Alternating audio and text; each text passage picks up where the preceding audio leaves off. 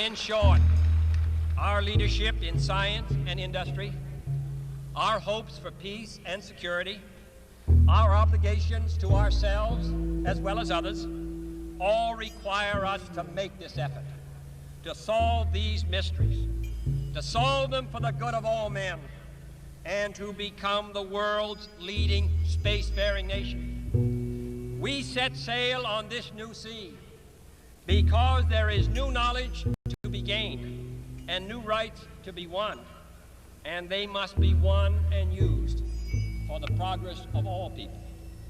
For space science, like nuclear science and all technology, has no conscience of its own. Whether it will become a force for good or ill depends on man. And only if the United States occupies a position of preeminence can we help decide whether this new ocean will be a sea of peace or a new terrifying theater of war. I do not say that we should or will go unprotected against the hostile misuse of space any more than we go unprotected against the hostile use of land or sea. But I do say that space can be explored and mastered without feeding the fires of war, without repeating the mistakes that man has made in extending his writ around this globe of ours. There is no strife, no prejudice, no national conflict in outer space as yet. Its hazards are hostile to us all. Its conquest deserves the best of all mankind, and its opportunity for peaceful cooperation may never come again. But why, some say, the moon? Why choose this as our goal? And they may well ask, why climb the highest mountain? Why, 35 years ago, fly the Atlantic? Why does Rice play Texas? We choose to go to the moon. We choose to go to the moon.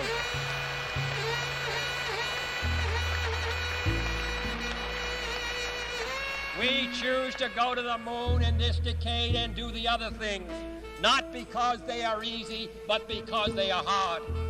Because that goal will serve to organize and measure the best of our energies and skills. Because that challenge is one that we're willing to accept, one we are unwilling to postpone, and one we intend to win.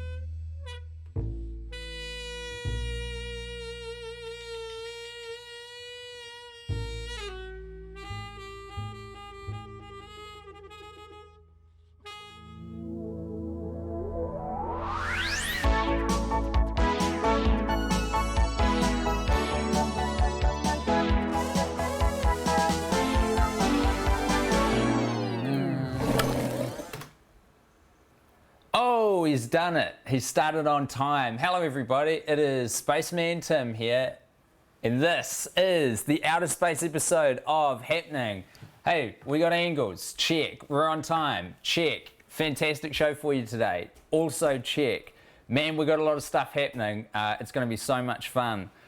Thanks for tuning in, everyone. We managed to infiltrate old media yesterday. Got on the New Zealand current events show 7 Sharp. Watched by, I have it on good authority, 1 million people. Incredible. So hello to our new listeners. Welcome to Happening. We aim to put the art and party here. We're accepting the situation of lockdown and we're taking it in our stride. We've got to get the art out to the people, no matter what the circumstances are. I'm talking comedy, I'm talking music, I'm talking short films. Sudsy has sent us a contribution today that he should just be making TV for the ABC. Seriously, he just sent in this thing. I absolutely love it. I can't wait to show it to you. I've got some phenomenal guests on the show today. We're going to have a lot of spacey fun. Thank you. Getting some early commentary on the outfit so far. This is my wife's, and it's in the like dress-up drawer. So I like it a lot. I kind of was going for a almost like an Afro-futuristic sort of a vibe. I like that art movement. Probably most famous example of that you might have seen is in Black Panther, the Marvel movie. If you've seen that, it's cool, man. Let's get Africans into space. Let's get the African space program. I'm going to show you now what's happening on the cams because this is absolutely critical. This is the ISS. And if you're ever feeling a little strung out, just get a gosh darn satellite view of what's happening on Earth. It says it's live. I don't know exactly what that means, and for this purpose, if we're actually seeing live images, it seems a bit too good to be true to me, but we'll assume it is. And another thing that's in space, in addition to the audio's out of sync. Oh, gutted. No way to fix that, unfortunately. Visuals 5 seconds ahead of video. Absolutely no way to... This happened once before, and then it just clicked back in. I didn't change a goddamn thing. So apologies. It's very frustrating for everyone. But while the stream's up, I have no idea how we'd be able to fix that. So I do apologize for the out of syncness. Another thing that's in space is Times Square. And there she blows. That's a live view of Times Square right now. Doesn't usually look that sparse, but that's what it looks like at the moment. And then back to Earth, and then back to me, a little bit out of sync. Maybe I'll screw around with the cameras and try and fix that up later on. But hey, check that out. We could go to that. We could just do the show in that angle, eh? Hey, we got to get one Guy Montgomery on the blower because he said he's in a bit of a hurry today. So let's bring him up on the Skype machine. Oh, I can't even hear that, which is a worry. G'day, Guy. Hey, mate. Hey, I'm good, thanks.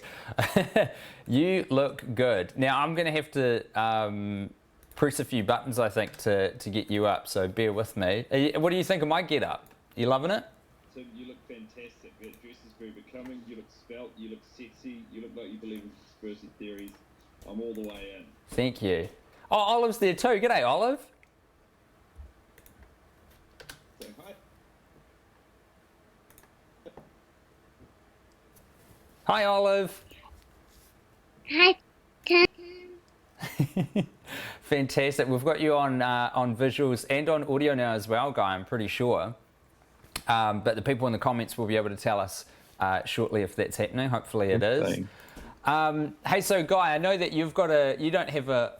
Oh, you can't even hear I can me hear We're you just talking to secondhand Olive. through the You headphones. can? Oh, that's cool. That's good. I know that we don't have a ton of time with you today, so I wanted to show you some stuff. I want to lay some shit on you. Is that cool? Yeah, I'd love that. All right. Guy, what if I told you, because this is, related to space, I'm going to put myself on screen as well. Is that cool? Yeah, sweet. You can talk. I like hearing from you. Oh, yeah. It's nice. I'm ready for the intel. Okay, let me just get myself on. So we've got all the major players up on screen. Here we go. All right, hopefully that worked. Okay, Guy, what if I told you that the most compelling footage to prove the existence of extraterrestrial life visiting our planet was confirmed by the most authoritative source on the planet this month? I would tell you that is what a government body would do when they're crumbling and all of the institutions are failing around them, and they say, hey, look, aliens. You could well be right, but it doesn't take away from the fact that it frickin' happened. What if I told you that a large part of the reason that we have that confirmation this month is because former Blink-182 guitarist Tom DeLonge, who was kicked out of the band for reasons we don't need to get into right now, founded a joint space and arts and science organization which is partially dedicated to the search for extraterrestrial life on other planets and ended up $37 million in debt last year. I would tell you that's freaking awesome. How could he? I swear they made so much money. How could he ever run out? By forming an organization which is in one part an entertainment entity, like a record label and producing documentaries and stuff, and on the other hand, just buying telescopes and instruments and pointing them at the sky and trying to find ETs up there.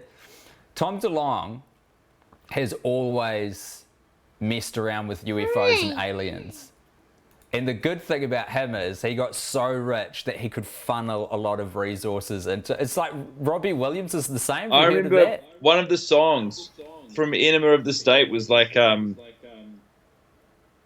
aliens. Hey mom, there's something in the backyard. Hope it's not the creatures from the above. That's him trying to like sow the seeds, man. I know. He was trying to tell us early. Oh, thanks, Olive. I think I've just got problems with my co-host here. We're having some communication breakdown. Thank you. You're handling it very well. It sounds like everything's going all good. Yeah. So, Monty, Tom DeLonge's UFO research, it's popped up in the media several times over the years. It'd probably be fair to say he's gotten in trouble with it a few times, not least of which when he popped up in 2016 in the middle of the US presidential election campaign, because I don't know if you remember when John Podesta, Hillary Clinton's campaign manager, when his emails got leaked. Yeah. And everyone thought he was a bad satanic man because there were some very strange emails in there talking about pizza and whatnot. Yeah. So, in amongst all that stuff, g'day Olive, in amongst that stuff that got leaked, there was also a bunch of information that John Podesta had been working with Tom DeLonge on all these movies, looking for like UFOs and aliens and stuff. Because it also turns out that John Podesta is big time into this stuff. That's one of the most compelling reasons to get behind Hillary in 2016 I've heard, in this, the year of our Lord 2020. I know, right?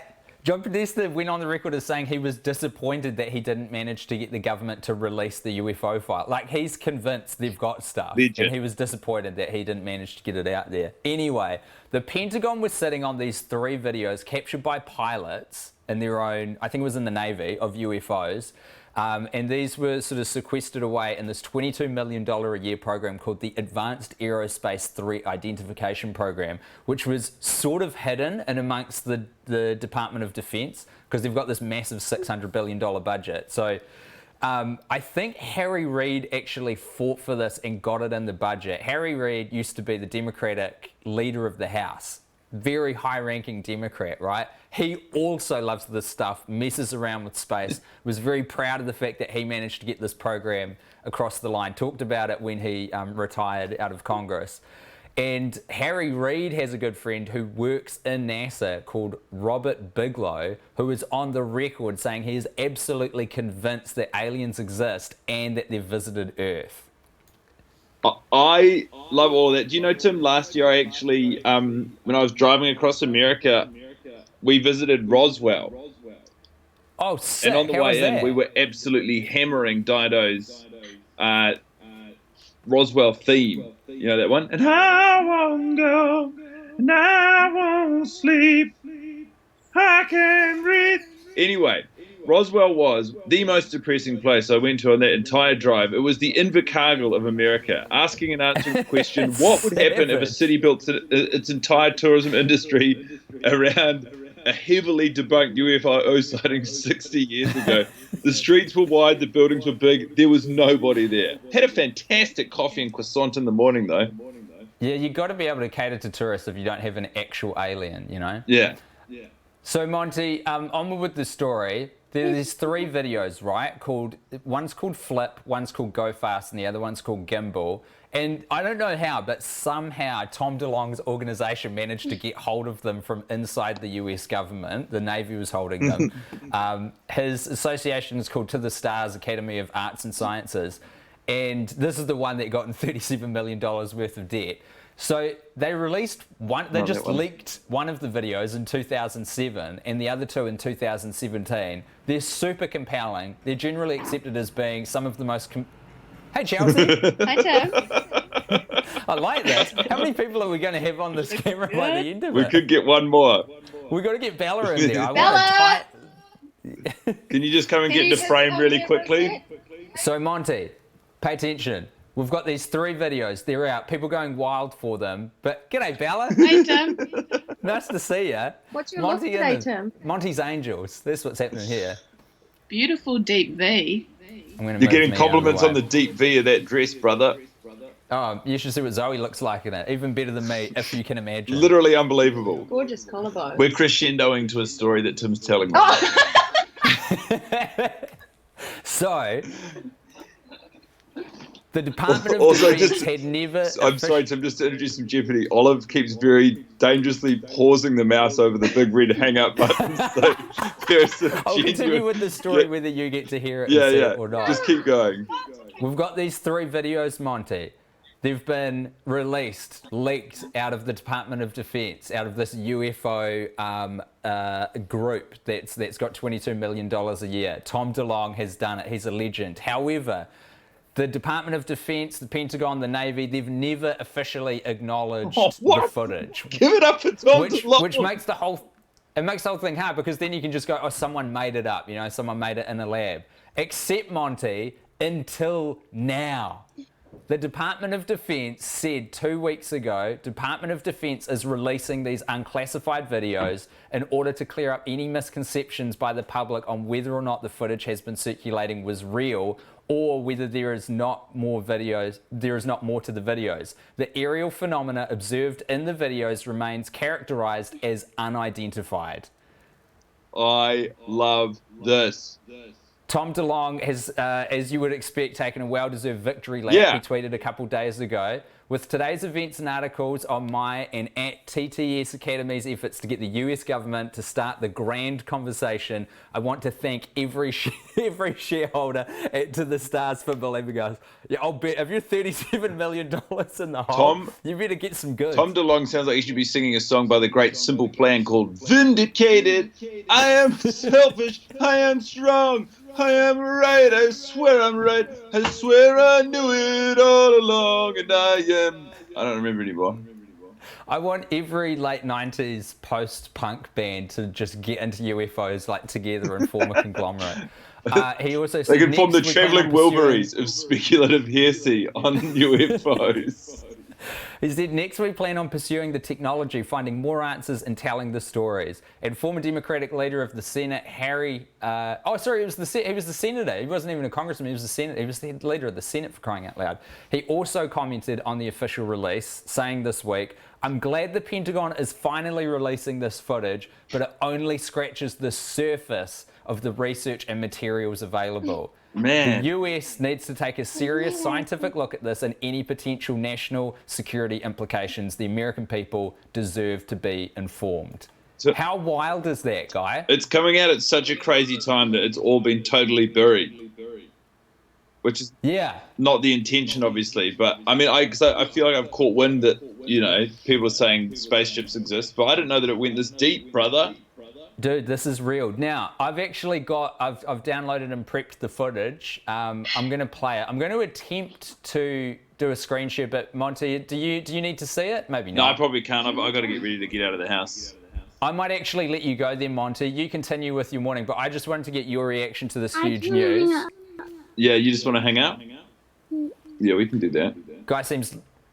Obviously, there's a bit going on at his house, but largely unmoved by this. No, dude, I've loved it so much. You've got to push, if you click that mouse there, click that. Here we go, click it. Yeah, nice. You got it. Is this Olive ending the communique? It absolutely is. Very good. Always great to see my friend Guy Montgomery. Beautiful always to see Olive. And now everyone, let us witness the fitness. I'm going to show you these 3 videos in succession. I'm not sure which ones were released in 2007 and 17, but here's all 3. This is the first one called Flip.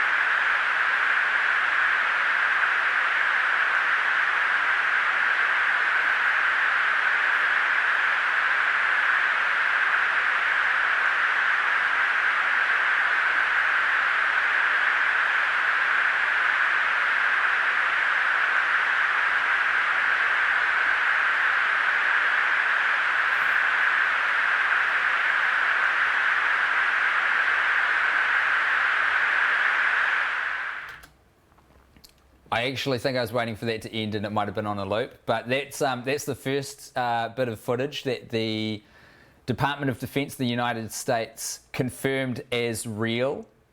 Also, I turned the camera on and off while that was playing to see if it fixes the sync, but even I'm pretty sure I can see that it didn't. But let me know in the comments.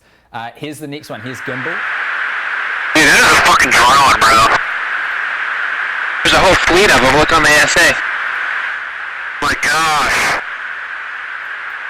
They're all going against the wind. The wind's 120 knots from the west. Look at that thing, dude.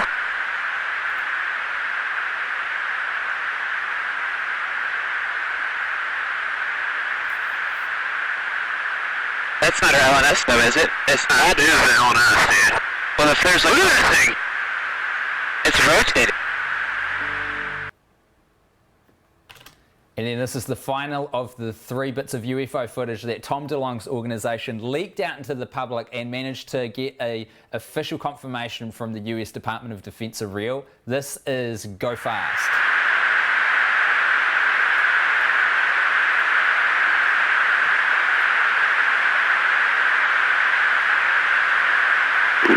Pickle 61 Tango, Roger, Roger. Oh, got it! Woohoo! Roger, there's troubleshooting. Did you box moving target? No, I took an auto track. Oh, okay. Oh my gosh, dude. Wow, look at it fly! How cool is this? This is exciting. And even if Monty's right, and it's a big distraction that the US government threw at us because maybe they're not doing the best job at the moment. I mean, either way, an official confirmation of these videos is pretty bloody cool. Yeah, we're getting a lot of dudes in the comment, and you're right. This deserves a dude. Let's shift gears a little bit. Let's just take a breath, and I want to show you some art from Meredith, who you'll remember is a art therapist in, from memory, Chicago, I'm pretty sure. This is a beautiful piece of art that Meredith herself has made. She sent in an email. Hopefully she doesn't, she's all right with me sharing it. Hey Tim, so nice to talk with you the other day. Thanks for having me on the show. Watched the latest episode and was pleased to find out the next theme was space. I recently made the attached paper collage during work. I titled it Egg Galaxy, as one of my residents had commented that the yellow and white parts look like eggs. It made me laugh and I loved the observation. Stay safe. Love from Chicago. From Meredith. We love Meredith. We love hearing from Meredith. We love seeing Meredith. Beautiful piece of art. We've got a very special guest coming up in about 5 minutes, which I hope the first portion of the show and my attire hasn't served as sort of a act of disrespect to their occupation and what they do. But folks, I'm going to be talking to a real live rocket scientist in just a mo. She's very cool. I've never talked to her before, but I follow her on Twitter and Instagram and stuff, and I'm looking forward to that. But before we do that, hopefully this is going to work.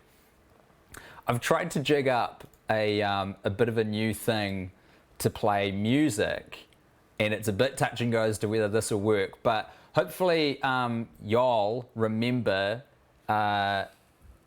Ciabola, sorry, it's pronounced Ciabola, the City of Gold, which is a dude who just happened upon the show. He might listen to the podcast that I do, Worst Idea of All Time, and was like, hey man, I make a bit of hip hop, I'm a rapper, here's my SoundCloud, check it out. And I freaking loved it. And I even had some people in the comments as I was gearing up to play the first song of his a few episodes ago. They were like, oh no, here we go, a SoundCloud rapper. But he's actually freaking dope. He's real cool. And I think he's he delivers mail. He's a mail person for a living, which is also awesome and an essential service. We thank you so much. So here is another track from Ciabola, the City of Gold. I really hope I'm saying that right. And I think the track is called New Orleans. Here we go. Let's try and pull this off.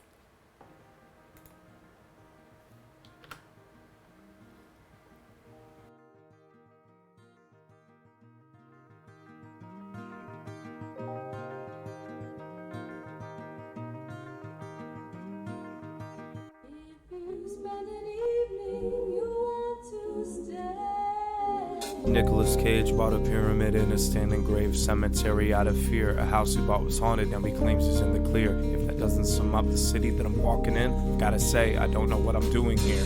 I should get lost more often, it's good for me. Spectral body, unburdened by certainty. Walking with a sinus infection at 6 a.m. abandoned Bourbon Street. Listening to Simon Joyner hitting weird. At 6:30 I see trucks that come to power wash the road and spill blood, liquoring up chuck. The hose operators are bummed out but they thumbs up. I cough into my elbow, the sun cautiously comes up.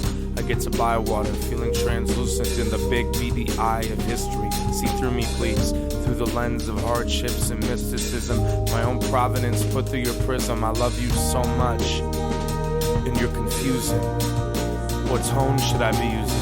Reverence and reminiscence or something more amusing. The most conflicted set of square feet in the USA. I feel like Jake in late 70s New York in the Dark Tower. I feel the set of powers have settled it or counting the hours till the big event where they lock eyes and say it's been horrible and gorgeous like a sidewalk flower. I hear a man yelling Vietnamese across the street.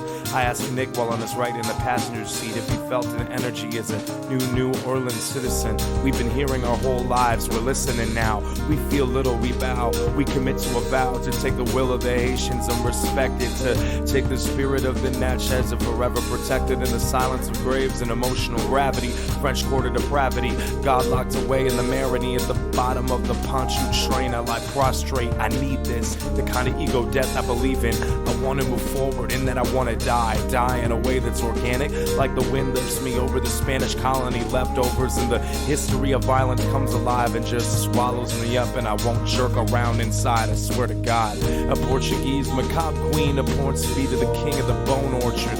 I remain a silent supporter. I've got a king cake Abita bottle on this porch, watching the kids run, temp at a million. Everyone looks different and acts the same, I can't explain it. All of earth in a big basin with no drainage. I need to be lost in it, I need to be held hostage. I need an adjacent cottage, I don't even need friends. I used to have a last will and testament draft in my phone notes. Every person to an item connoted. Then the side of me that did that kind of shit got demoted, and it's been a weird river since then that I backflowed. I think I've gotten where I wanted to go. Like Nicolette reading Cannery Row, I feel calmer. In the thick of a metropolitan consulate for the inconsolable and eternally complicated. I would do anything to be an empty vessel. Take my body and avenge the ancestral. I bet everybody here sees thestrals. They all speak in quatrains of real pain written in pencil. I wanna revisit the will that I wrote too soon. Somebody finds it underneath the big blue moon. So many pages, but the text abruptly cuts. It says they should bury me in New Orleans no matter what. If you could go to the greatest island of your choice and go with the most beautiful woman of your dreams and for a month have a fantastic tropical paradise. But in return, you don't remember any of it when you get home. Would you accept that bargain?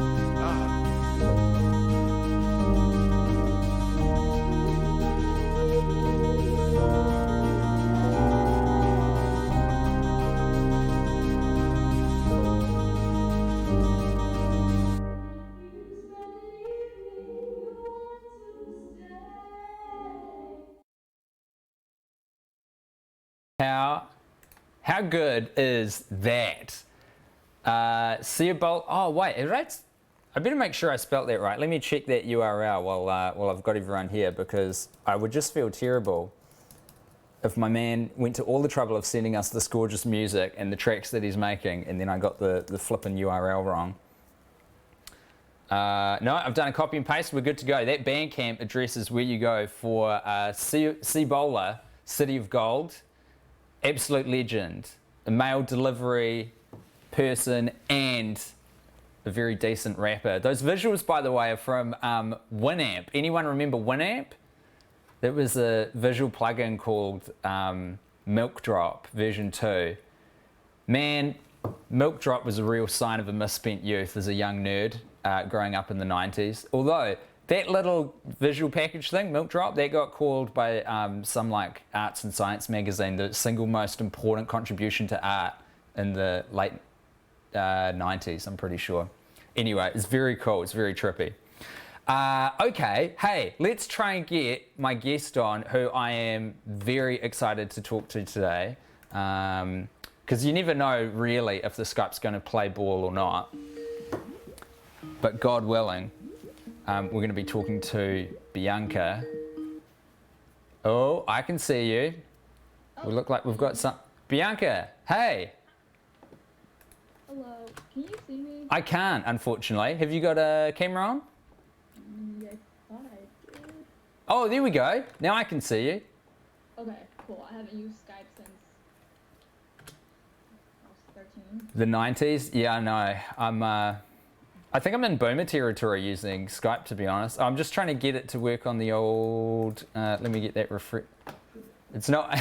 What we've got is... I don't know if you've been watching the show so far, Bianca, but my friend Guy Montgomery was on shirtless, and there's just a still image of him at the moment. But it's your voice, so it's a little bit disconcerting. Oh, interesting. Here's now, you know. There we go. Okay, it's refreshed now. Sweet. Now we've got you. How are you doing? It's so nice to finally talk to you and meet you. Good, how are you? Yeah, I'm good, thank you. I'm hopped up on coffee and not enough sleep, so I'm feeling good. Dude, exactly same page here. It's like, I barely slept because I set my alarm for 10 a.m. my time so I can see the, I don't know if you saw the NASA announcement.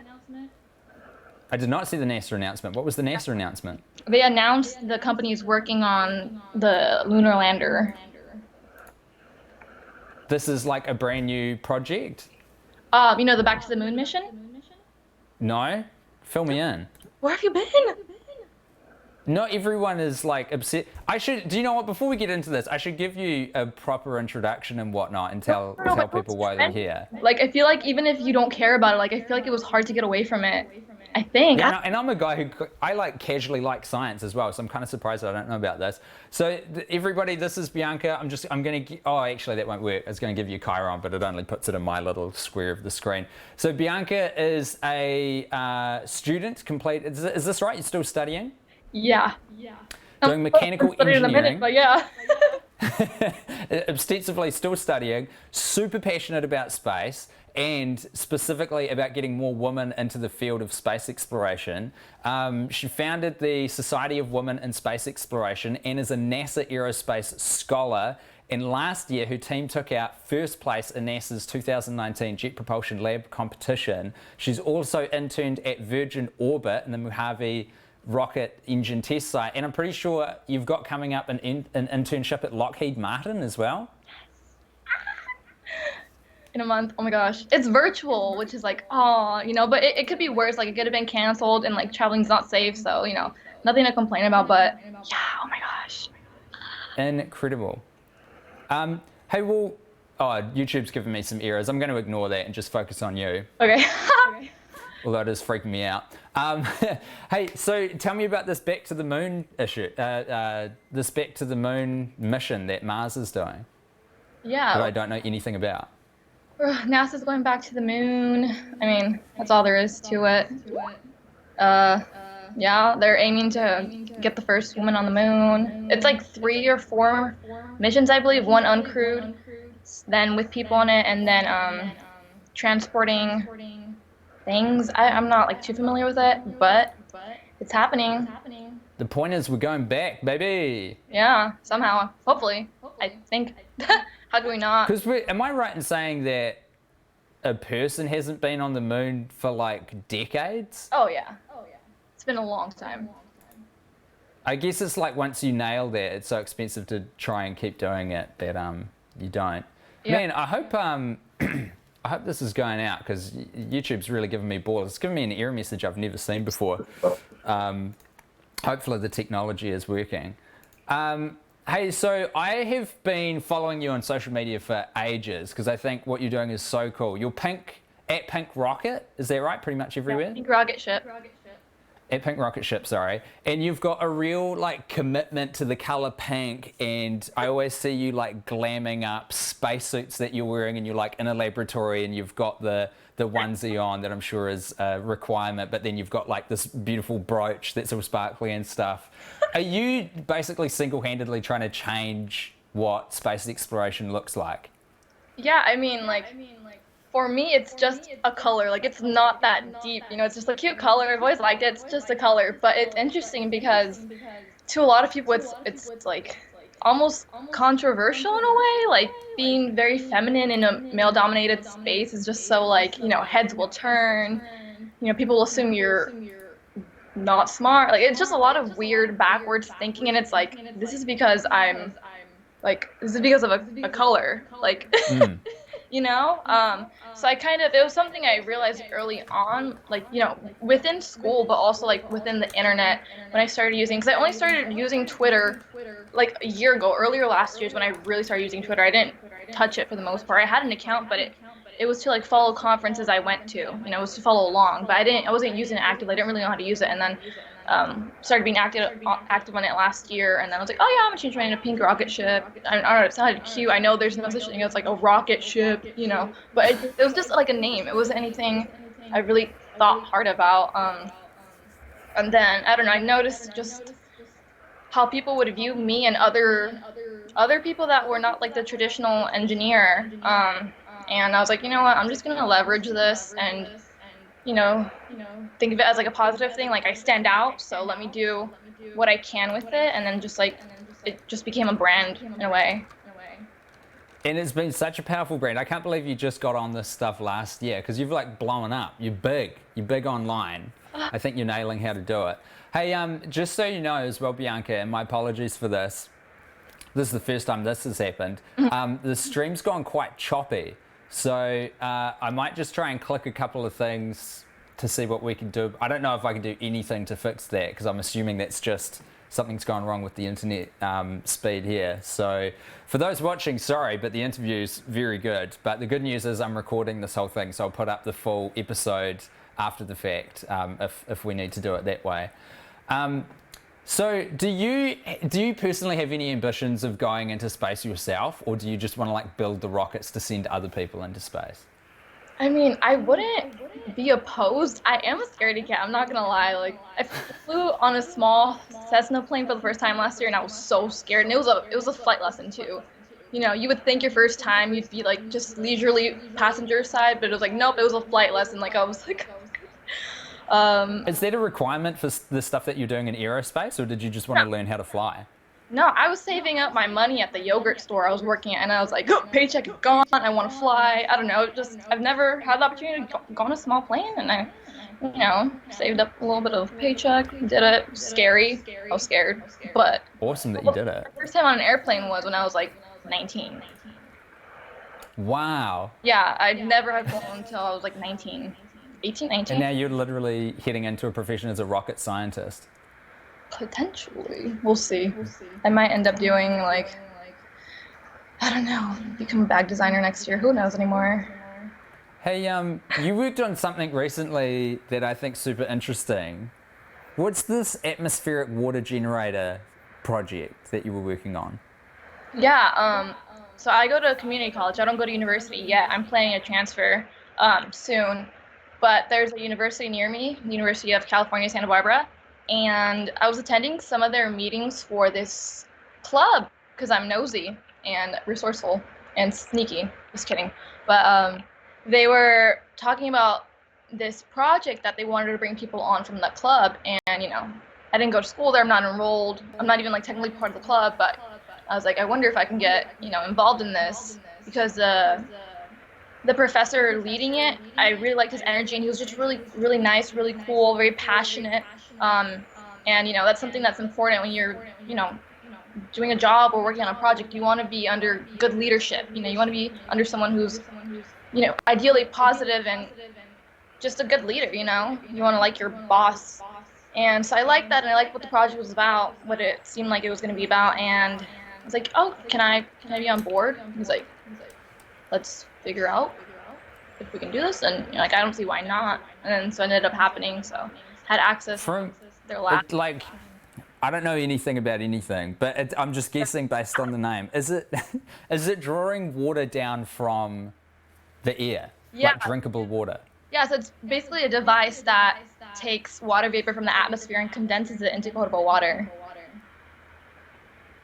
Is there something that we have now? Like, is this, are you trying to get a super efficient form of something we already have? Or is this like a brand new kind of invention to get drinkable water?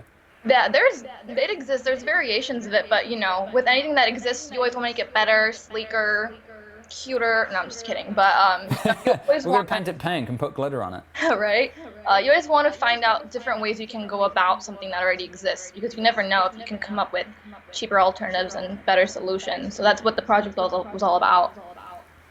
This is the thing, because I've seen you talk about this when you've given keynotes and stuff, because I'm really passionate about this as well.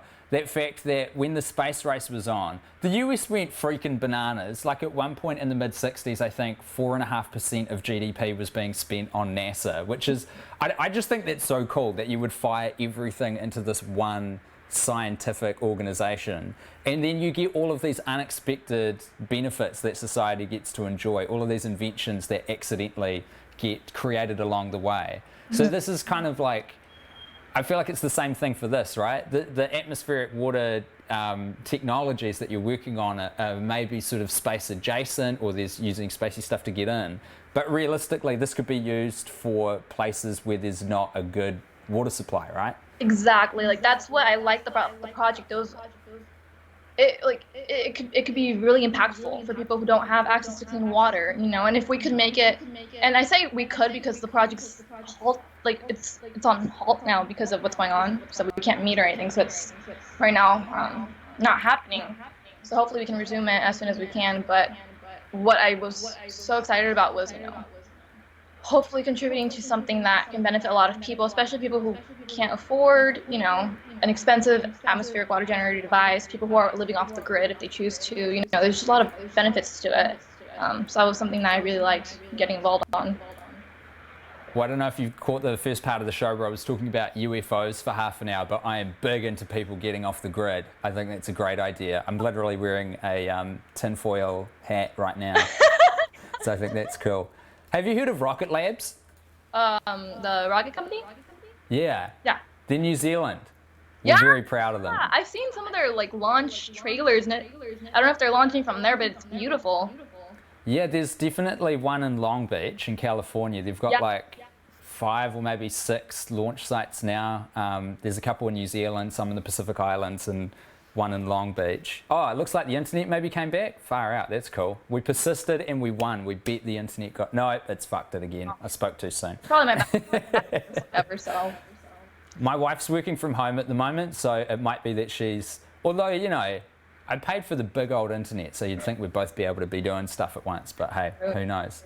Rocket Labs is really cool. If one day you're looking for which beautiful rocket company you want to work for, you should consider them, because they're Kiwi. Ooh. Rocket Labs, you're watching this. I reckon they're watching all of us. They've sent a lot of satellites since this, but like over 40 already, which is pretty cool. Hey, let me ask you, Bianca, do you think there's life on other planets? Do you think aliens are out there? Is there life on Mars? I don't know. What is life? Is it true? I want to ask this question in the broadest possible term. So like bacteria, single-celled organisms, anything. Is there any... How could there not be? Exactly. How could there not be? There's no way that we're just the only... I don't know. This is like, you get all deep into your whole, like, you start thinking about everything. You're like, what is time? Is time real? How long are we going to exist for? You know. Or is that just me every day? That's just me. Okay. Oh, no, we're about to legalize weed here. Don't worry. We think about that kind of stuff all the time in Aotearoa. It's our jam. I don't smoke, though, is the thing. This is like sober thoughts. That's dangerous. That's why you're going to be a rocket scientist and why I'm wearing a multicolored dress trying to get the internet to work for my streaming show. You know, we're all on our path. It's the main thing to remember. We've all got a contribution to make. Exactly. That's a very important message. Very important. Hey, what would you like to see in terms of like a trend for the future of space exploration from here going forward? The thing is, the reason why I think the space industry is so important and space exploration, investing in it in general, is because, you know, as much as I try to be an optimist about the world and making the world a better place, it's really hard, especially times like this where every day you wake up and you check the internet and there's something new, you know? Yeah. It's hard to be excited about the future at times like this, but I do think I am quite a bit optimistic about space exploration, just because it's the one thing that brings people together and unites people, and history has shown that, you know, for the most part, whether it's literally the industry working together to take us to the moon, or just having a telescope out at the park and then people are passing by and they're like, oh my gosh, can I see? You know, it's something that brings people together, and it's very human to be curious about what you can't control and what you don't know, and it's interesting because we can control a lot of what we've made, you know, business, econ, fashion, you know, those are things we've made ourselves as civilization, but space we can't control. It's what it is. We can only explore it and learn to understand it, and, you know, maybe use it as a platform for research to better understand our planet and what's beyond it. But that's why I think the industry is so important. Did I answer your question? I love that. Yeah, totally. Well, because it feels like it's so big and vast and unchangeable that it is kind of humbling. And I think if there's one thing humanity needs at the moment, it's to be humbled a little bit. And I think we're getting humbled at the moment. So it's just kind of that recognition that we can't control everything and maybe we should chill the fuck out on certain aspects, try and work together. That's why it's important too to like work towards a more inclusive and diverse industry, because it doesn't belong to anybody, and unfortunately, because of how the way the world has been for the past however many years, you know, who's had access to education? A very specific group of people, and then that group of people, you know, their kids have that access, you know, and it goes on forever. You know, we've only, like, if you think about how long we've been doing things, like we've only been doing, like, when did planes fly? Not that long ago. When did we go to the moon? Not that long ago. You know, one of the trippiest little like bits of trivia that I know is that one of the Wright brothers, like the Wright brothers who had the first powered flight, they were still alive when Neil Armstrong landed on the moon. So in one like human lifetime, we went from powered flight to landing on the moon, and that just blows my mind. And then when you hear things like that, you're just like, wait, you think of them so far away from each other, or you think so much longer ago than it was, and it's like, whoa, that just shows you how quickly we've evolved and how quickly we can evolve, you know, in terms of technology and innovation and, you know, all that, which is... We're cool when we put our minds to it, but we get sidetracked sometimes. I feel like we're there at the moment. When humans work together, amazing stuff happens, and I wish that was, you know, I wish we saw that more, we thought like that more often. We're all very pessimistic just because it's hard not to be in a world of just like sexism and racism and what's going on right now especially, and just a lot of bull crap, you know? Well, Bianca, I think that like this is the reason I wanted to talk to you so bad, because I think you are single-handedly changing that, and you're like changing the face of space exploration in the future, and like, you know, getting a whole other range of people into it. Because I'm a big believer in that whole thing. You can't be what you can't see, and you're being such a cool, out there, visible figure for getting women and non-white people into space exploration. I think it's fucking awesome. So please keep doing what you're doing. Thank you. And can you shout out your website? Because I wrote it down somewhere, but I can't see it right now. Yeah, mine or my organization? Oh, let's do both. Okay. Mine is Bianca, Bianca Vasquez, VASQUEZ.com. And it's so cute. I just made it this year. Under pressure. Anyway, and my organization is swise.org, SWISE.org. Sick. I'm going to put a little thingy up after you go as well. That'll be on screen. Thank you so much for talking to me. I appreciate it. Thank you. Bye. I really like your shirt, by the way. I like your outfit. This is a whole look. Thanks, Bianca. Let me show you a little full length. This is my wife's. Oh, it's glitter. Didn't even notice that. That's cool. Yeah, it's not shining as much, like shimmering, because I'm not moving enough, but I try to have a different outfit totally no. every episode. Like I'll do a turn at the end. Yeah. Hey, have a great rest of your night in California. Oh, thank you so much. Bye. Bye.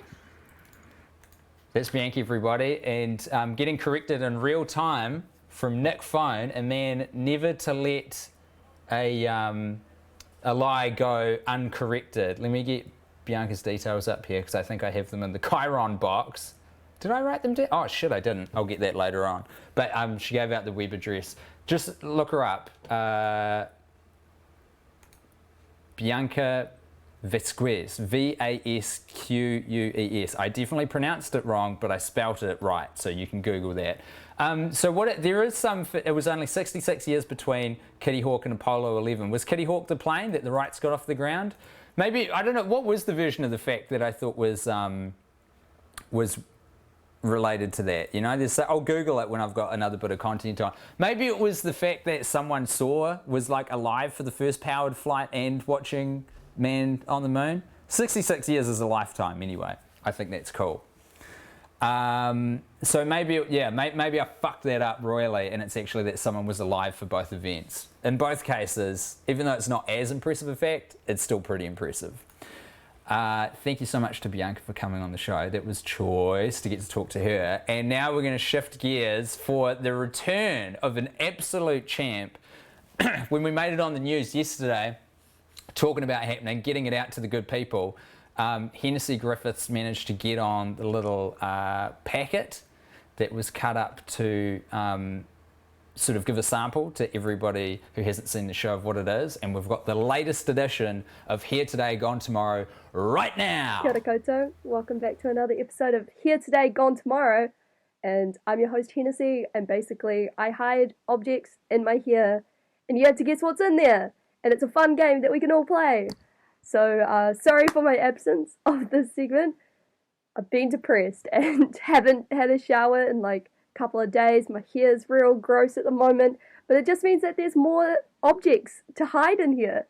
So a few weeks ago we had an aux cable, as well as also we had a recorder. So what could it be in there today? Could it be a water bottle? Could it be a ping pong paddle? I don't know. You just got to place your bets down below. What's going on in my hair? I hope it's not knit, because then I'll be scared. What's going on in my hair? I hope it's not knit, because then I'll be...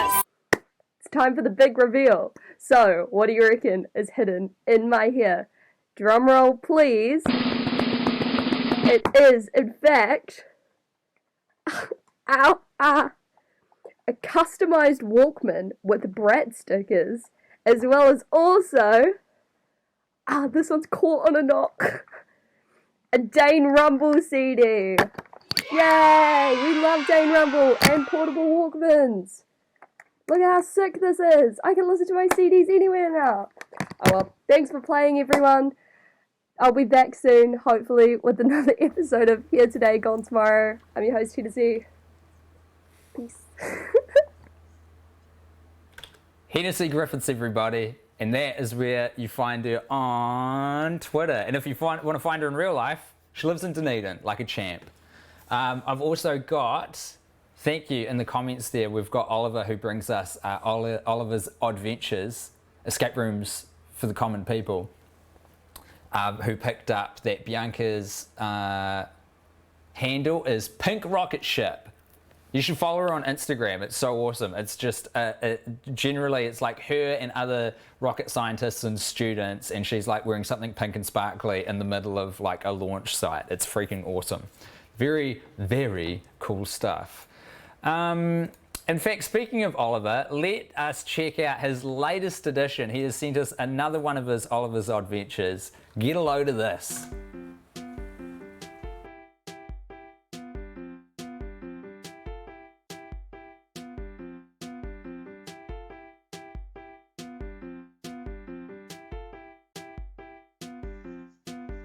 The key task that must be completed to escape this scenario is fill in an airport arrival card. However, you cannot remember your passport number as it is only recently renewed, so it must be retrieved from your bag in the overhead compartment above you. To do this, you must not wake the man who is asleep next to you. Furthermore, you cannot remember if you cleaned your hiking boots or not, which are in your checked luggage. You have 2 minutes to fill in this arrival card, or you will miss your connecting flight.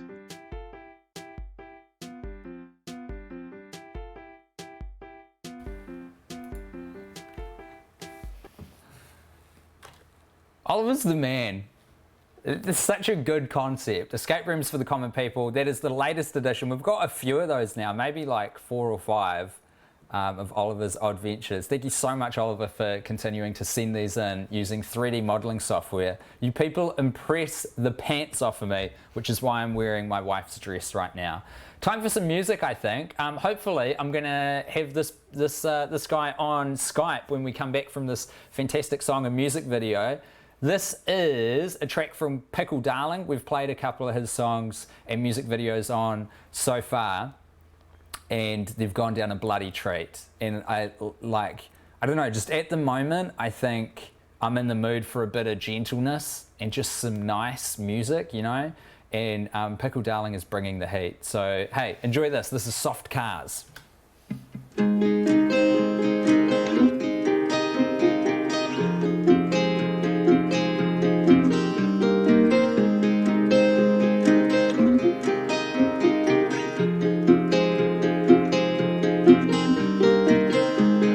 Sorry, I'm here. It's late, but I'm cold, and I can't get my car on the road. I feel at home here. It's 10 p.m. and I'm bored of reading communist blogs on my phone. There is a finite amount of me, and this is such a fine night. I love it when you come over to my house.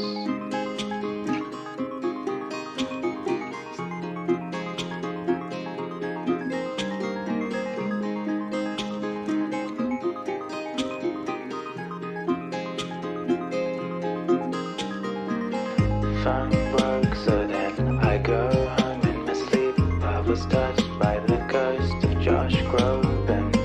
First-hand account, my first band. Those cursed boy thoughts with my conservative friends understand. How cold the winter evenings are now. How warm the conversations.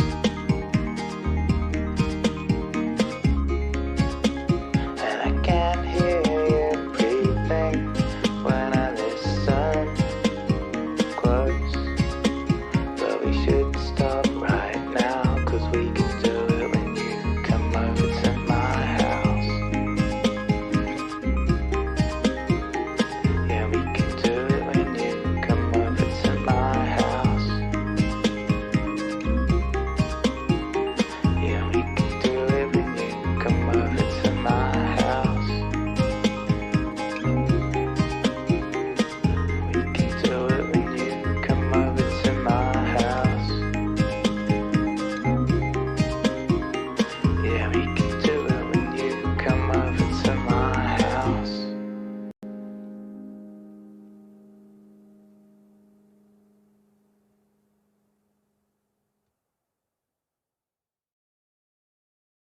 Perfect. Here we go.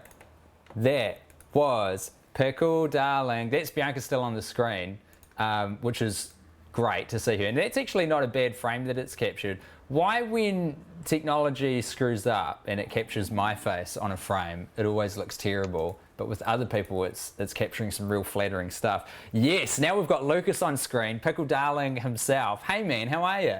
I'm good. How you doing? I'm really well. We've never met before, Lucas, and traditionally what happens, and this was the same with Bianca as well, is that in like TV land, you do a pre-interview with someone. So like before the show starts, or maybe while the show's going, but someone else is doing a piece, you get the interviewer and interviewee just to like say hi, so they don't have to do all of that stuff on air. But the thing about my show, Lucas, is that it's just me in my garage. No one else is here. So I'm frantically trying to push buttons, make things work, and things are very raw and live. I thought this was all of that the to say. interview, and then you were like, "We're going live now." We're live, baby. We're instantly live. Hey, we've been playing a bit of your music on the show, and it is so lovely. Thank you. It's so nice. How long have you been Pickle Darling for? Maybe like 2 or 3 years, 2.5 years. Oh wow, that's not that long. Yeah. Because it seems, I think it's the third track that we've played, and also music video as well. And it's like, I don't know if you know Chelsea Jade, but she's really big on having like the artistic vision is sort of unified across everything. You know, you could call it being a control freak potentially. But I think it's really cool when you're an artist to have your hand in all those aspects. And that's what I feel like with you. Like, the songs all sound Pickle Darling and all the videos look real Pickle Darling. Yeah, I want all the artwork and the visuals to just be like, feel homemade and stuff. Yeah. Big on Furbies. I love that. Well, that's my friend Nate, who... The Furby is? Well, not the Furby. Nate's one of my friends who was very obsessed with Furbies, and they were like, we'll make a Furby version of you, Lucas. I was like, okay, Furbies, cool. They're like, it's almost like Minions, right? They just occupy such a weird area in people's, I don't know, like cultural understanding. It's just this weird artifact that they were everywhere and then they were gone. And everyone's like, what the fuck was up with that? Well, it's interesting because I'm pretty sure the guy that did the voices of the Furbies isn't alive anymore. But it's like this weird, like, he's still alive and all these Furbies in the world. I don't know if I like that, just for the fact that it's a kid's toy. Yeah. You know, like if it was, I don't know, a piece of medical instrument or something like that, or a documentary, people being captured, it's kind of like nice. But the fact that it's this AI mimicking toy that learns how to talk using the voice of a dead man. And Furbies always seem to like go rogue in like real subtle ways. And it's like, what are they capable of? It really, when they were big, this was a long time ago. I was like a kid when they were first big. They did seem to develop a bit of an agenda. Yeah. Yeah. Should we they be could worried organize. about? Have we taken our eye off the ball and Furbies have been the real threat the whole think we time? have. Do you reckon? Terrible. I think we have. Hey Lucas, I tuned in. Oh god, this helmet, hard to wear. I tuned into a bit of the Melted Ice Cream streaming festival, Better Living. Oh, man. Unfortunately, I didn't, because you did a set on there, right? Yeah. Obviously, I didn't see that, so I'm sorry. How did it go? It went good. I don't play solo much, but I'm going to start doing it more, I think. Yeah, it was fun. I played mostly new songs. Because my new album's almost done. Exciting. And it's space themed. It is? Yeah. Oh, tell us about it.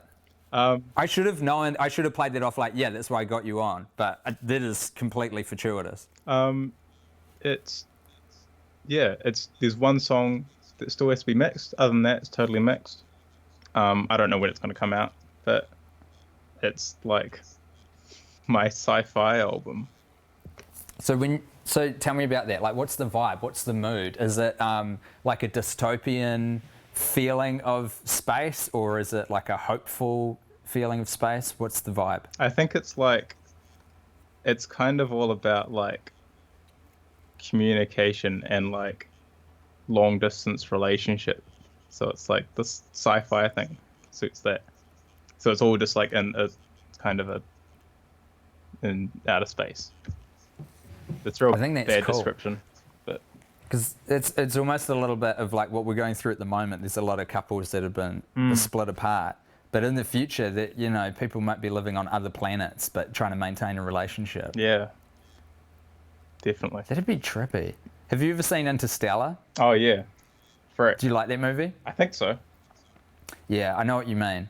I think I remember really enjoying it when I saw it, but then people tell me it's not good. I think. I don't know.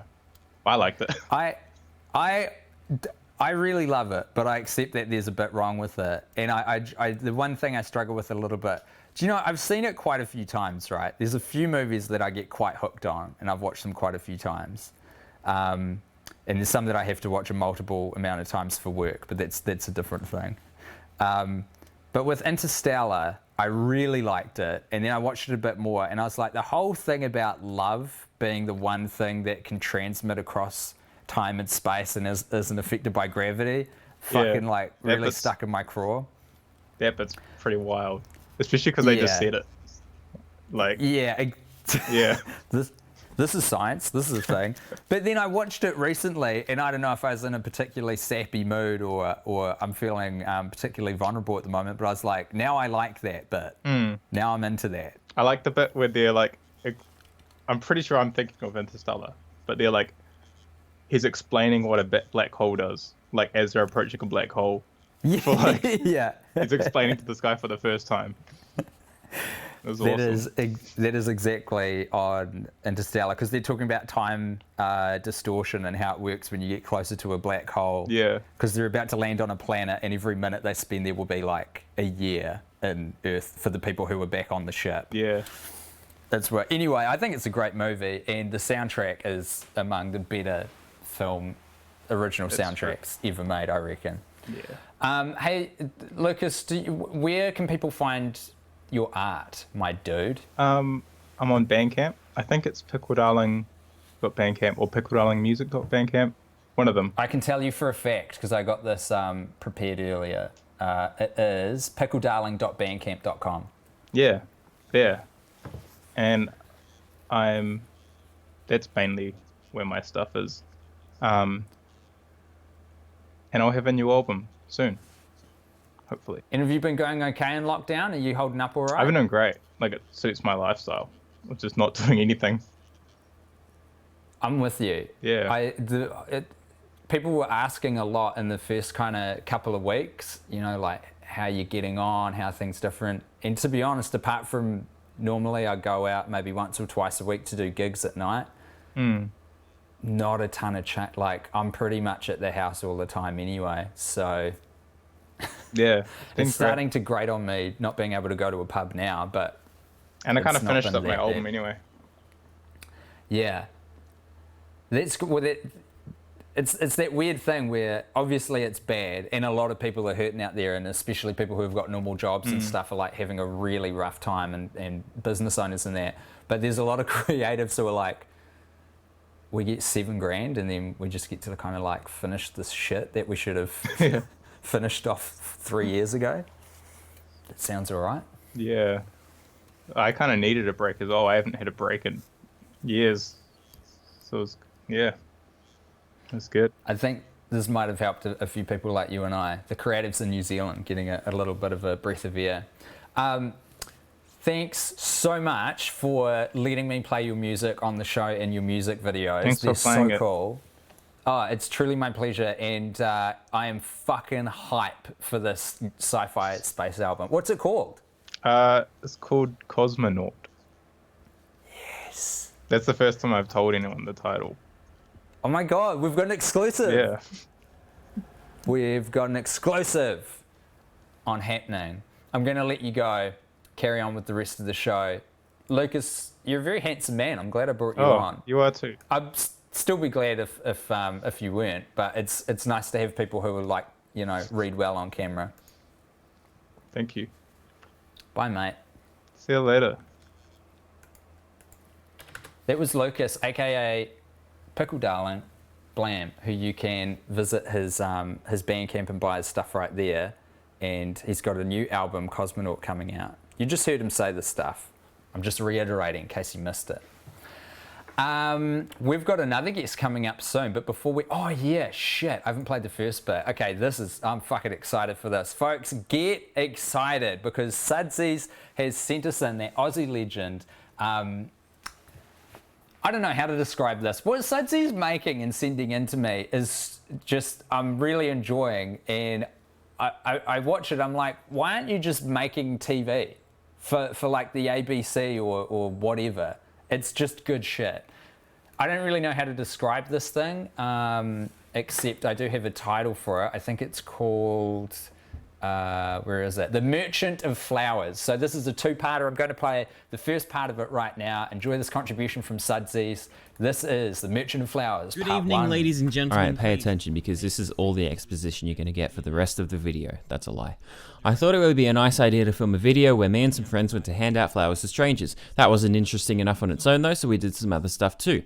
Halfway through filming, I decided to frame the video like a play. I recorded some voiceovers in the style of a theatre announcer, and guess what? I hate them. So this is what I've done instead. I'm not redoing the whole thing though because they're all done, so we're just going to have to put up with the slightly annoying trope. Now please be quiet and listen. And speaking of actors, let's meet them, shall we? Let's get a big round of applause going as we meet our cast and begin the show.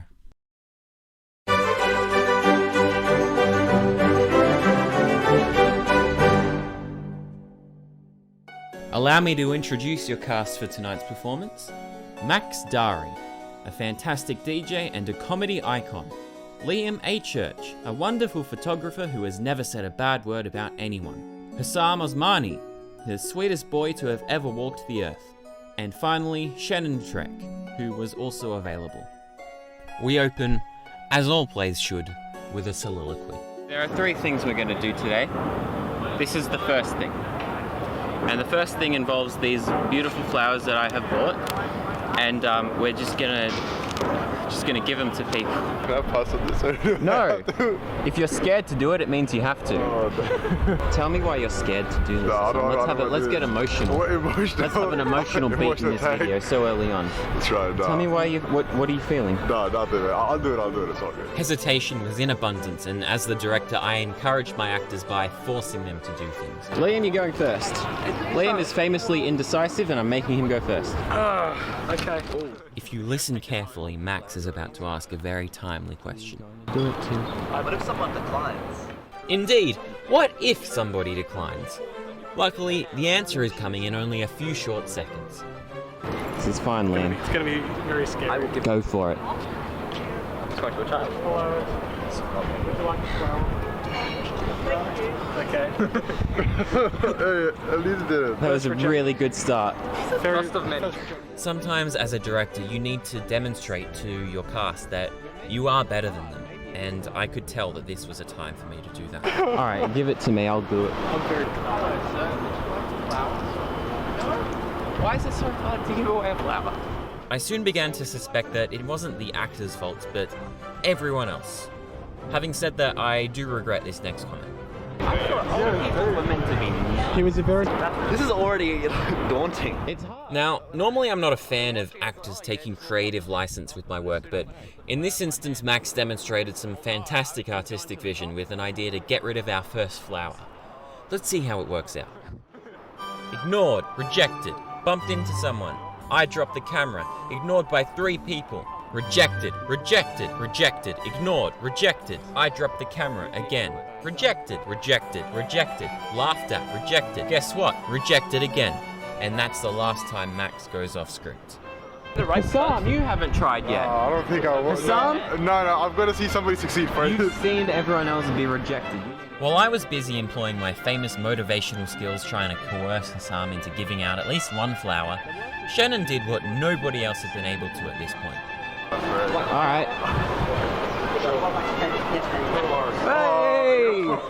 We go on! If Shakespeare were alive today, And I do believe he is. He would tell you that no theatrical piece is truly complete without a montage of 5 friends handing out flowers to strangers over a bed of French music. So, out of respect, nay, obligation, I will deliver.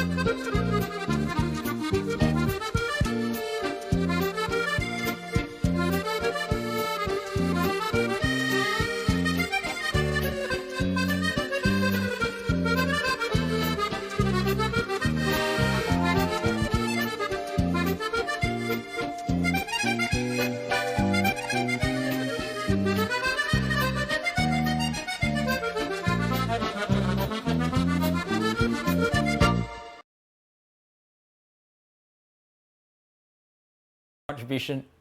Whoops, microphone's on now. That's the first part of Sudsy's contribution. The Merchant of Flowers. We'll have part 2 before the end of the show. But right now, I'm very excited to bring on someone who is featured on the show multiple times right at the start in a segment that was beloved by all, but we only shot a couple of episodes of it. Everybody, it looks like it's Lucas, but in a moment, it will be revealed that Chris Parker is here. Chris? Hi, Tim. How are you? Tim. Greetings, Earthling. Yeah, this will make way more sense when the visuals catch back up. I don't know how to like force it to refresh. At the moment, I've just got Lucas from Pickle Darling giving us a beautiful wave instead of your face, which is all good, but probably more useful if we get you. So I think it'll just take a few seconds to update there. But that's fine. There we go. Now we can see your... So I look like... Greetings, Earthlings. Can I just say... I, across the board, like every single Zoom, Skype, Messenger, whatever it be, like, I will shower right up into the point. Like, it's almost a challenge for me now. Like, I will see if I can give myself, like, 5 minutes before I need to be ready. And I whip this up in, like, 30 seconds. You did a great job. I was up all hours doing this last night. My hair's still wet from the shower. Oh, my God. It looks like you're doing a treatment. Isn't that kind of how you do foils, but, you know, different? It's yeah, like how you bleach and stuff, because the bleaching all happens because of heat, and so this would like keep the heat inside of your head and allow the... Why people do that? Like, is that what the tinfoil is there for? For heat, yeah, or like Glad wrap, just to keep the heat inside for the bleach to burn the hair. Fuck, I did not know that. Which is why, as well, like it goes faster at the roots as well, because the scalp creates so much heat. Amazing. There you go. There's some weird... I know that's because I've dyed my hair blonde a lot of times. There's some weird stat, I don't know if it's true, that it's like 70% of your body heat comes out of your head. Hard out, and your feet, which is why you have to rug it up when you go survival in the woods. Absolutely. I love that you've leaned so much into our space theme for this episode of Happening number 14, Chris. It's so nice for you to join us live. It was so sweet because I'm we're good mates, but I'm also a massive fan of all of your work. And you were so excited when the show started off. And I tell you what, yeah, when we're allowed to hang out together, you're going to be one of the very first co-hosts to come in and like do the show with me. It's going to be so fun. I can't wait. When do you start co-hosting? At level 2? I don't know. Do you know I've made a pretty intentional effort to not pay attention to the news unless I need the information. And that's our advice to everyone out there, is just block it out and make up your own rules. Yeah, well, luckily, because my wife has to keep abreast of the latest. So if I've got a question, I can just be like, hey, Zoe, am I allowed to get KFC today? And she's like, no. I'm like, cool. I don't need to engage with any news. Doesn't it make you sad? It makes me sad. See, I mean, you're not watching the news, but when I see photos of people like lined outside Burger Fuel, I feel sad. I feel so sad. But then all I've decided to do now is just like beat it with like if you feel happy and proud of what you're doing yourself, you know, to like fix it and just it's that old like high school thing, right? That like the headmaster would be like, just exude positive role modeling. And it's like if you can defend what you're doing and your actions are good, then hopefully everyone's like will copy. Exactly. And I feel like no one was craving fast food, but they just saw everyone else wanting it, and then they're like, I want it. Yeah, I think there's definitely a lot of people who wanted it, but I think there was such novelty on day one of being able to head out to Macca. I can't believe we ate 300,000 burgers on day one and cleaned New Zealand out of lettuce. Like McDonald's ran out of lettuce on day one. Anyway, no. Chris, not why I brought you on. I wanted to play a fun game with you. Bring it on. I love a game. You are a famous comedian and improviser of great renown and screenwriter and actor. So I wanted to bring all of those aspects together because you also have an enormous hole in your knowledge, which is pop culture. You just do not give a fuck. I know nothing. And it goes to show with like my YouTube recommendations at the moment have been the Tony Awards from like the 70s and 80s, and so I've been watching old Tony Awards and like seeing who won Best Musical in 1987. Yeah, which is crazy. The year that Les Mis took it out, they were up against Starlight Express, and let me just say, it was tense. It was so tense. We were all like wondering about Britney Spears burning down your gym, and you're still looking at Patti LuPone clips from the 70s, swilling a red wine.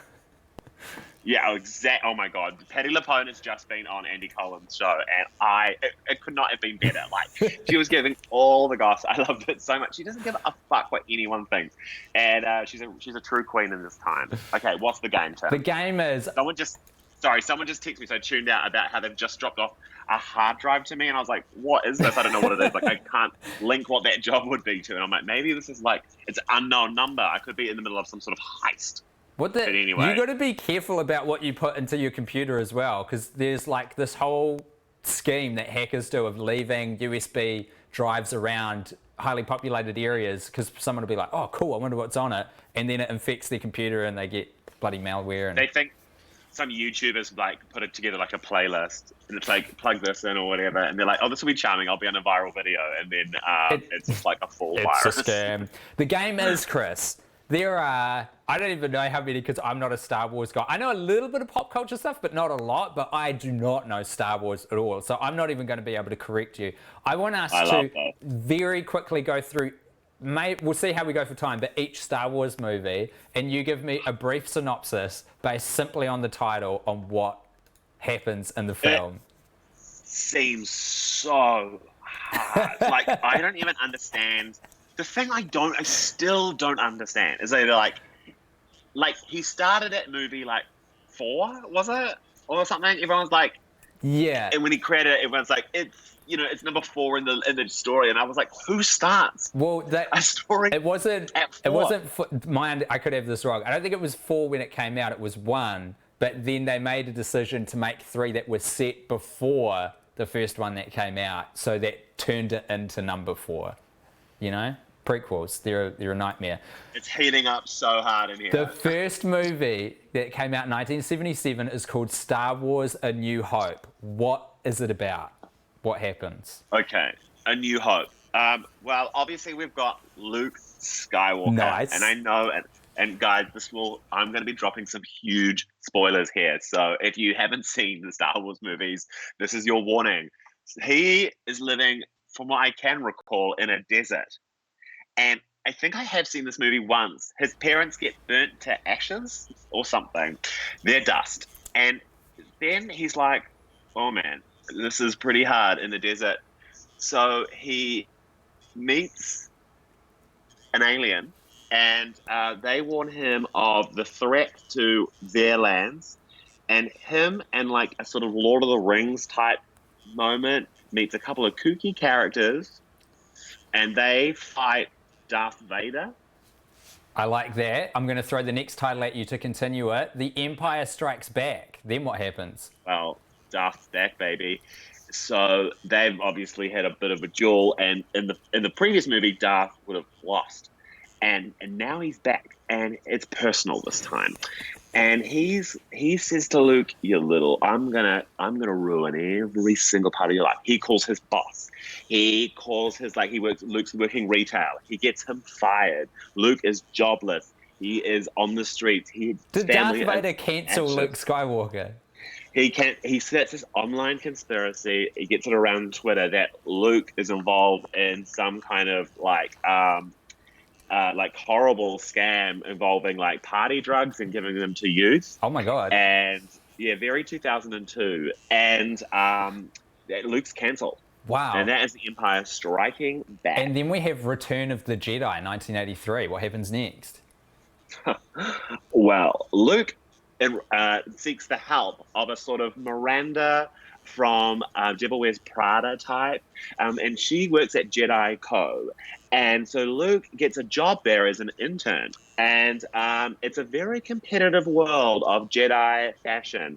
And Miranda sees a bit of potential in this young Luke, and she says, "You know what? I want to keep you around." And he no less becomes the PA, personal assistant to Miranda, and works in a very busy New York City, working his way up in the world of fashion and Jedi protocol. Okay, and now we're going back in time to Star Wars Episode 1, which is before the first one that came out. This is The Phantom Menace. Well, we're meeting Luke's parents, baby, before they would turn to ash. And you wouldn't know where they met. They actually met on a Kentucky tour. As all good couples do, they met. They were doing Europe in a week. Where are they from? Are they Kiwis? They're Kiwis, and they were doing Europe in a week. They miss the bus, don't they? And the bus that goes off, and that is a menace. Oh, that's the Phantom Menace. Yeah, because it's Phantom buses. Yep. And they think we're going to have to stay in Prague we're going to see this out. And that's obviously where Luke was conceived. And then we have Attack of the Clones. What happens next? Well, is that the second movie? That's the third movie. Okay, so where's number 2? We don't know. Oh, two was we're going to Prague. Attack of the Clones is 2. I'm sorry. Okay, great. No, I need to know these things. Yeah, absolutely. Attack of the Clones. Well, obviously, we want to know the origin of Miranda in New York City, and she is known for, guess what? Cloning a lot of people, and that's her entire fashion empire is actually set up of clones, and so they're all robots. Wow. But Luke isn't to find that out until the 5th movie. Is this like the workers who are maybe the designers, textile workers? Everyone's a robot clone. You think they in the 4th movie are just workers in New York City living their busy lives, and I'm here to tell you they're robots. Wow. And then the third of the prequel trilogy, it's Revenge of the Sith. What happens then? What number is this? So this is 3. This is just before the first one that came out. Return of the Sith. Well, we know who the Sith is. That is Luke. He's born. He's returned to Earth because if we believe in reincarnation as we know the Star Wars legacy does, then we know that Luke being born from his mum's womb, he's the sixth child that they had. And they had 5 in a very short amount of time in Prague. And Luke was born when they got out of Prague and they moved into New York City. And that's where, Luke is brought up. And then we are now jumping. So we've had these. So that was 3. And then we've had the next 3. And now we're jumping to The Force Awakens. Wow. Luke has learnt really the true power of Miranda and how she built her empire with clones nonetheless, and he's ready to take her down. Well, you know that he's been taken down by Darth Vader in the past, and so he is ready to give Miranda a taste of the medicine that burnt him once. Oh. And he's ready to cancel her, isn't he? So he has found out through a very charming gay character who has all the secrets and the best scenes of the movie, that there are all in fact robots inside of her empire. And while he has a little late night Twitter rampage and gets all the word out there, well, she's cancelled overnight. And then that takes us to The Last Jedi, 2017. This is when the movies really, people think they jumped the shark. And so this is, well, you know, and a lot of fans didn't like this movie, but I like it for the special effects and why this is Luke living his best life. It's 20 years later. He is running New York City and he's ready to give up his empire. He's got 4 kids, and he doesn't know which one of his 4 kids will take over his job.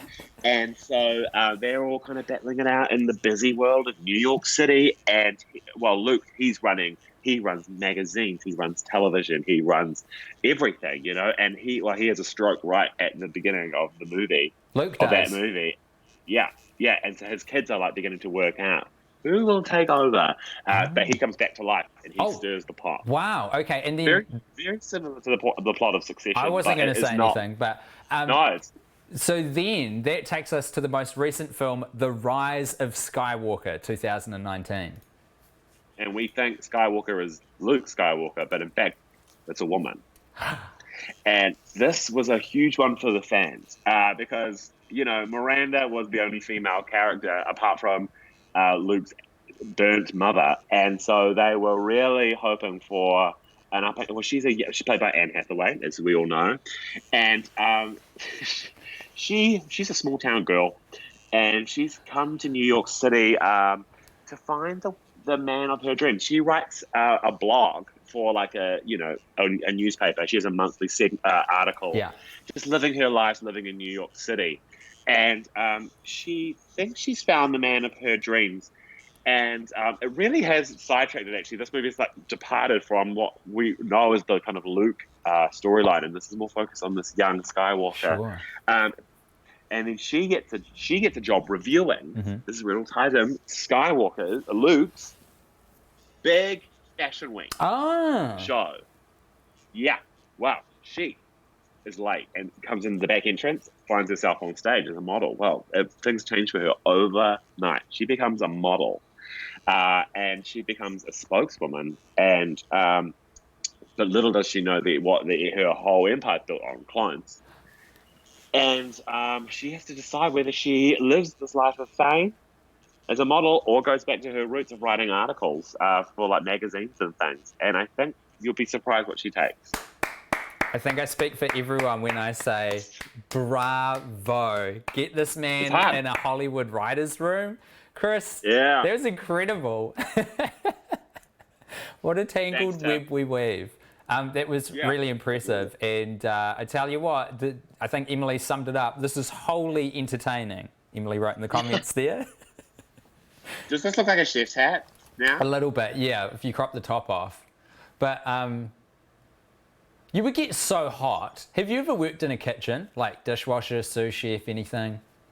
I worked as a glassy at Aikman's, which was like a very kind of like trendy. It's now a garbage place. Like it's where like all the big scandals in Christchurch happened. But I was there when it first got renovated. And it was just like a whole bunch of like rich boomers like getting wasted and just like making absolute fools of themselves. The shit that went down was like, it was wild. Like bar staff was like having sex with other bar staff in the toilets. It was just out.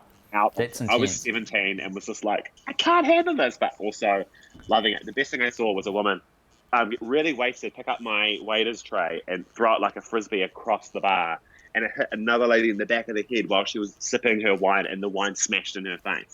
Oh my God, like the glass broke? They were like in their 60s. Holy shit. That sounds like an Osh nightmare. It was amazing. Another woman who like had cheated on her husband, also like in her 60s, left the bar so wasted, didn't see like a chain, like that was like a little garden fence, tripped over it while she lost her 2 front teeth. Wow. Do you know what? As dangerous... And we all know what she'll be wanting for Christmas. Probably some non-slippy floor, like maybe those rubber mats. As dangerous as it sounds as a working environment, it also sounds like pretty fertile ground to shake down drunk or maybe coked up Christchurch boomers for like big tips. Oh yeah, there was. Well, they didn't really tip because like it wasn't Auckland, like it's like Christchurch, like holding onto my purse strings vibes. But right. It was great. It was nevertheless like entertaining. Like I remember this one guy had his 60th there. He hired out the entire bar, and we were literally pouring Dom Perignon into glasses and just walking around the bar, and people could just pick them up for free. Like the most expensive bubbles. It was wild. They spent like, I think he spent like $30,000 on the bar alone, on alcohol. Jesus Christ. Chris, you need to write a memoir. I absolutely insist on it. We need to get these beautiful stories captured for generations, present and future. Thank you for joining us on the show today. An honour to see your face, Tim. It's Cheers. so lovely to see you. Would you like to watch the second part of Sudsy's The Merchant of Flowers? Absolutely, I'm loving. All right, then let's watch it right now. Bye, Chris. See ya. Bye. Now, that would be the perfect conclusion to Act 1. But as we all remember, there is still a loose thread that hasn't been tied up yet. You can do it. It's not that bad. Liam, you were nervous to do it. Was it that bad? No. Oh, can I give it to the musicians? Yes, come on. Just go up and say, here you go. I like your music. Here you go. Would you like a flower? Oh, true. No, check out mine. No. No. Go. Hey guys, I love the music. Thank you so much. You did it. Easy. I know, but that was a lot easier than... There's no feeling more gratifying than pushing a performer and seeing them reap the rewards.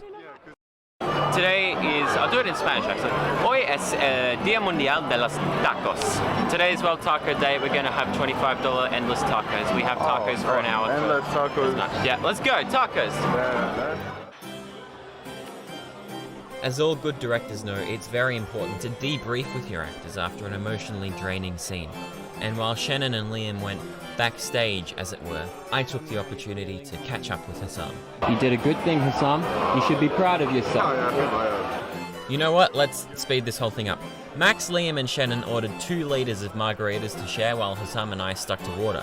We all ate our tacos with about 30 or 40 of them being brought to our table over the course of the hour. Shannon followed up his margaritas with another alcoholic drink which he finished in a matter of seconds. And just before we left, our Colombian waitress, who I spoke with in Spanish, brought us all some free World Taco Day t-shirts. End of act!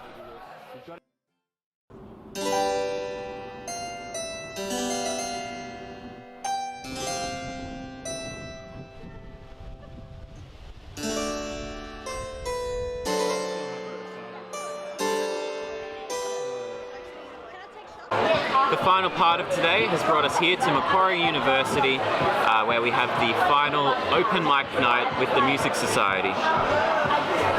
How's it gonna go? It's gonna go so good, Max, trust me, because we're gonna sing. Every one of us is gonna sing a song. I've just decided that now. Hussam, you're gonna sing a song. We'll see. No, you're going to. We shall see. In a desperate attempt at finding a conclusion to this play, as well as trying to push Hussam in ways that, in hindsight, bordered on bullying, we ended up here. Maybe we'll see. Hussam, you're doing a song. I'm not doing a song. You are. Hussam was really not yes-ending my offer here, even after I went to the effort of speaking to Queck and signing him up. We know English though. There's no way. You're the person I've been found. I'm not doing it. We're here with it. I hate to see one of my actors panic like this, but it's also just a tiny bit funny. What's wrong? What's going on? I don't want to do it, man. I just don't want to do it. Make him feel better. Moral support. I just don't want to do it. But it's fine. He's nervous. No, it's gonna be fine. He's got a beautiful voice. No, it's gonna be fine, but I don't want to do it. I don't want to do it. He's gonna do it. I've already put his name down. Oh, that's tough. Is it a duetto? Is it a duetto? Is it like a You can do a duet if you want. It's a duet?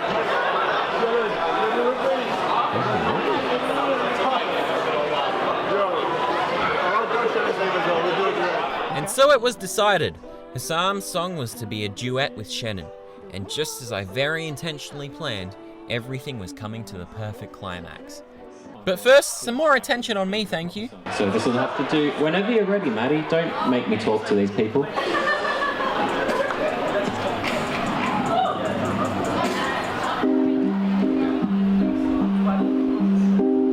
breakup song, so I guess it goes out to anyone who's ever wronged me. Yeah, boring. I sang a comedy song. I suck. Let's move on. So next up, we've got two people that are new to the open mic, so we're going to have to give them a warm welcome. You've got Hassan and Shannon. We're just very sorry for what's about to happen. Don't expect much. Hey, brother, do you still believe in one another? This, ladies and gentlemen, this is the pinnacle of human existence. Lap it up like a thirsty cat given a fresh saucer of milk. What if I lose it all? Oh, sister, I will help you out.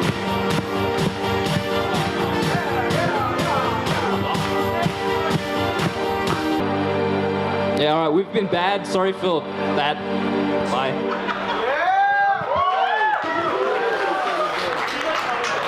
But did anyone else forget just how long the instrumentals were in that song? Jesus Christ.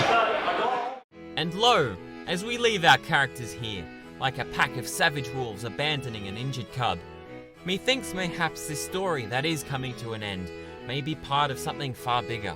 Because true theatre never ends. This is only an intermission. I believe it was Bertolt Brecht who told me over a carrot cake in a Berlin coffee house how the essence of theatre is that of its... That is the absolute legend himself, Sudsies. Man, that's his Twitter handle. I think it's that on Instagram minus the, I forgot what that fucking thing is, an underscore after the name. Man, I loved that. Thank you so much for sending me the Merchant of Flowers. Sudsy's in the chat right now, and there's been a lot of chatter about Max and whether or not he's absolutely cooked. Sudsy's here to say Max is very cooked. He makes music and he has a podcast called The Mass Debate, little sex joke there, where he has a new guest added each episode. Currently on episode 14 with 14 guests. Absolutely tremendous. We're in overtime in the show now. I like to keep these things as much as possible to 90 minutes, but there's too much content, people. Here's all the things. And I've got a website going now as well, which is happeningshow.com. These are all the different social medias where you can find us. And also, please support us on Patreon if you can, if you're in a position to do so. This twice weekly broadcast of 90 minutes has been taking up an increasing amount of my, I was up till 1:30 last night putting the show together, and I bloody love to do it. Don't get me wrong, I love to do it, but it is taking me away from some other projects which will be paying the rent. So if you've got $5 or anything to chip in, I'd much appreciate it. Go to patreon.com/happeningshow. We're not funded by anyone. This is just something we decided to do, and by we, I kind of mean I kicked it off, and a lot of people have gotten in behind it and made all of this fabulous content. People like Sudsies, you know? Speaking of which, I got a delightful email from a guy called Ronny, which I'm going to read for you on this outer space themed episode of Happening, our 14th episode in like a month. We've already done 14. So cool. Ronny writes, hello, thanks for doing your cool show. I have some footage of a game I've been working on. Apologies about the complete lack of sound, but I figure maybe Tim could read this description over it or something else to make it less unbearable. Mission accomplished. Me and my friend Steve have been working on this space game very intermittently for a couple of years and have made a lot of progress during quarantine. He does all the programming and I do the art. It's still very unfinished, but I couldn't not send it in for the space episode. At the moment, you can pretty much build a ship out of the ship blocks and then fly it around in space. Also, you can put some dudes in your ship, which right now can just move around. Eventually, you'll be able to tell them to do all sorts of stuff, like flying out and boarding enemies' ships. Also, here's this dome man, which definitely is the best part of the game so far. Also works as a quarantine metaphor. Also, to be honest, I do more paintings and illustration than game art. Here's a painting I recently finished. You can't see it. I'll put it up soon, folks. You just bear with me for a moment. Thanks again, Tim, and everyone for the cool stuff from Ronny. And you can Follow Ronny at Ronny Chem. That's RONNYCHEM. Ronny Chem. And I'm going to assume that's on Twitter. Might be on Instagram. I could actually just check right now. Thank you very much. I need a social platform with the accurate touch. It's on definitely Twitter, that handle. And you can check out some of Ronny's art there. This is a cool looking game. Look at the 60 FPS too. I like that. Locked off. Very choice. And I'll show you the art now that Ronny has sent in.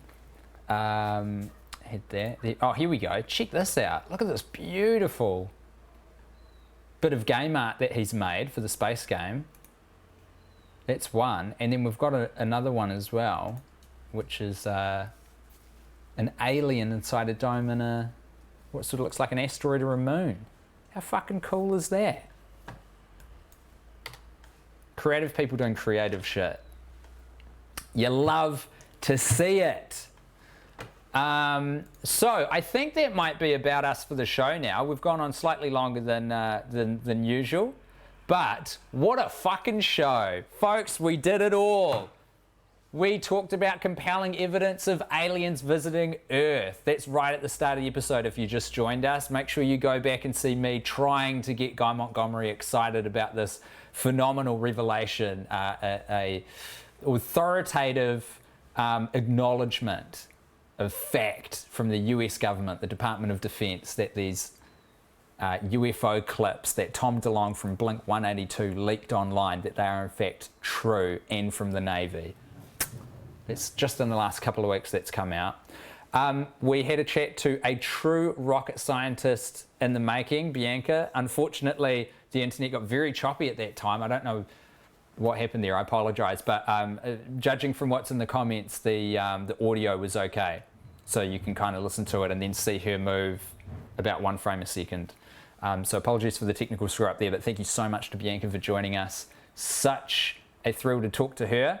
And then a whole bunch of other stuff, and we got the pleasure of Chris Parker's company talking to us about what actually happened according to him in the Star Wars movies. So cool. To close off the show today, one of my best friends in the whole wide world, Nick Fone, has made a bumper for the show, which is exciting for me. Nick has been making art inside of MS Paint for the longest time, and he made one specially for Happening. So we'll close the show off on this. Thank you so much for tuning in. Please send all your friends. New Zealand time, we do a broadcast on Tuesday nights and Friday mornings, twice a week, 90 minutes. Please send in your art. The next episode, I'm telling you right now, it's themed on, wait for it, animals. If whatever comes to mind for you, when you think of animals, send me your art. If it's comedy sketches, poetry, songs, music videos, a painting you did, cross stitch, whatever, anything. It doesn't have to be on the theme of animals, but cool if it is. And we will see you in the next episode, which will be happening New Zealand time, Tuesday night. So without further ado, closing off the show today, here is a contribution from Nicky Boy. Thank you everybody, and thank you so much to the contributors. Bye, bye, bye, bye, bye, bye.